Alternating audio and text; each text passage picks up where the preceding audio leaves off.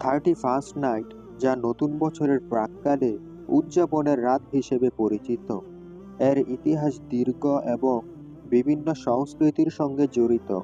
এটি মূলত গ্রেগরিয়ান ক্যালেন্ডারের শেষ দিন, 31শে ডিসেম্বর, যখন সারা বিশ্বে মানুষ পুরনো বছরকে বিদায় জানিয়ে নতুন বছরকে স্বাগত জানায়।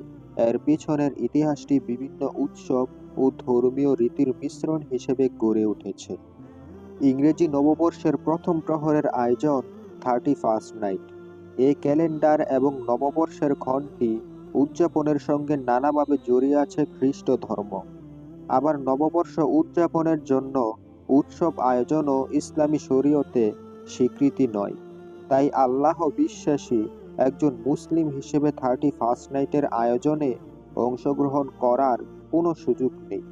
কিন্তু ফার্স্ট নাইট আয়োজনের নামে আমাদের এদেশে, বিশেষত রাজধানী ঢাকায় যা কিছু হয়ে থাকে, তা কি আসলেই কোনো উৎসব আয়োজন, না একটি আগ্রাসন? ফার্স্ট নাইটের প্রধান আকর্ষণ আতশবাজি, পটকা ও ফানুস।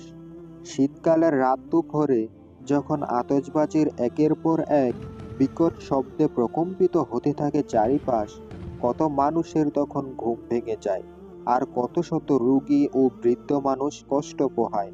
তাকে আমরা ভেবে দেখেছি কখনো? আনন্দ ফুর্তির নামে এভাবে মানুষকে কষ্ট দেয়া তো কোনো সভ্যতা হতে পারে না। হতে পারে না একটি সভ্য জাতির আয়োজন। একজন মুসলমানের জন্য এমন আগ্রাসী আয়োজনে শরিক হওয়া ইসলামের দৃষ্টিতে সম্পূর্ণরূপে অবৈধ। রাসূল সাল্লাল্লাহু আলাইহি ওয়াসাল্লাম একটি হাদিসে বলেন, মুসলিম তো সেই যার হাত ও মুখ থেকে অপর মুসলমান নিরাপদ থাকে।